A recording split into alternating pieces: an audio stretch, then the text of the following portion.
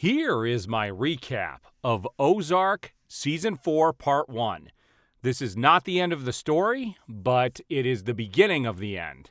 We are going to see the second half of this season hopefully pop up later this year. I'm hoping, hopefully around July or so to kind of get us through the middle of the year.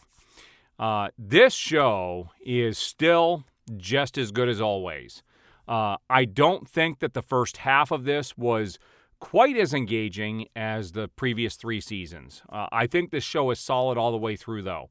And it benefits from that 10-episode, kind of story. It's, compact. We don't have a 22, hour season here. We're getting 10 episodes per season. But what they did for this final season is they broke it into 2 7-part parts of the season. So the first part is only 7 episodes. And I just got done finishing it, and here are my thoughts on this. First of all, I don't know how they are going to satisfy the fans and wrap up all the different story threads that they built in this first half of the season in the second half. I'm hoping they do a good job with it. The last 7 episodes are definitely going to weigh heavily on how this gets viewed and if it has a satisfying ending or not. But I'm not going to give too many spoilers away in this, and I'm going to keep this as short as I can. This episode does trail off of the previous, or the first episode does trail off the previous season where, they had Ben had to be killed. Her brother, the mother's brother, was killed. And it's just the family ends up in chaos. And at the beginning, there's a scene at the very beginning of the episode of this season we don't know where it's going to fall in the season, and they don't reveal that in the first half.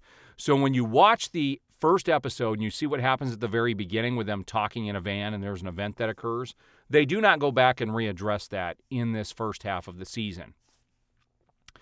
As we move forward, there is definitely a rift happening with the family. We see the whole family just starting to break apart here. So we've got the birds just, they're falling apart. We can see where the son definitely goes off in his direction. The daughter has things she has to deal with. And the family's not as tight as they should be going through what they are going through. But there's a new threat coming into this. At the end of last season, we saw where the girl that was kind of the mediator between the Navarros, which is the drug cartel, and the Birds, where she was killed right in front of Marty Bird and Wendy Bird. Well, at the beginning of this, they do take over her part and basically are going to come back to the U.S. and do work with Navarro. But at the same time, we have the FBI still digging their heels into the Birds, and they have to come to a compromise. And I'm not going to say what that compromise is, but my gosh, does it lead to a lot of chaos and just the last 2 episodes of this season.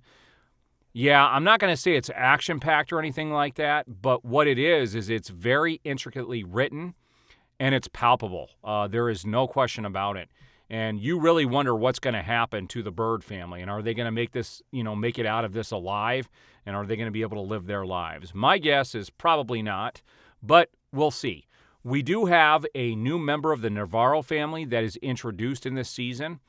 His name is Javi, and he is Omar Navarro's nephew.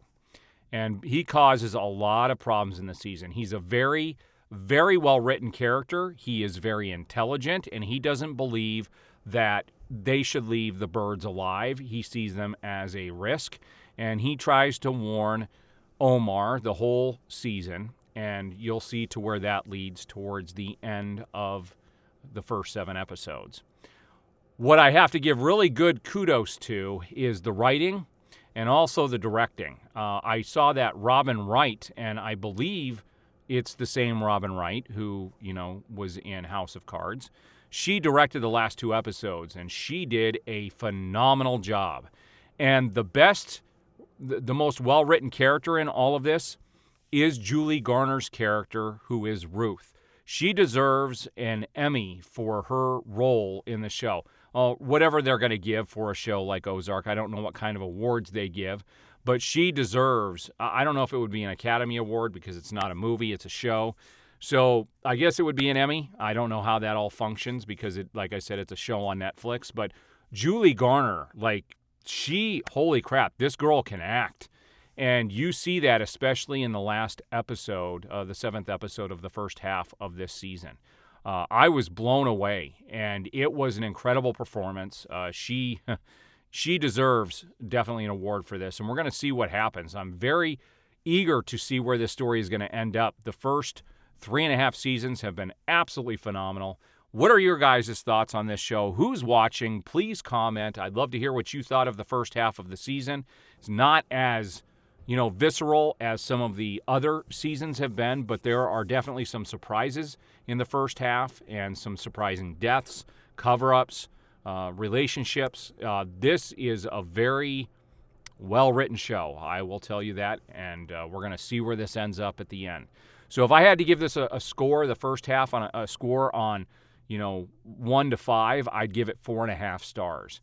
I'd give it 5, but like I said, it wasn't as visceral as some previous seasons.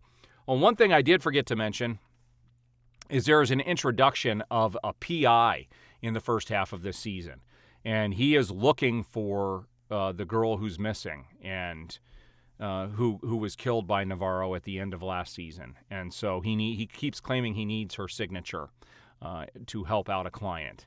And he kind of hangs around the whole season. We don't know what is going to happen with his character, and we won't know until the second half of this season. But I think he's going to have a pretty strong story arc coming up. It was weird to have him kind of inserted in there. He seems kind of disjointed with the rest of it, but he's still in there, and he did a good job in his role. But we're going to see where that has to go as well. So there's lots of changes. Lots of things stayed the same. Some very cool scenes in this first half of the season, and I'm looking forward to the second half. All right, we'll see you guys on the next recap.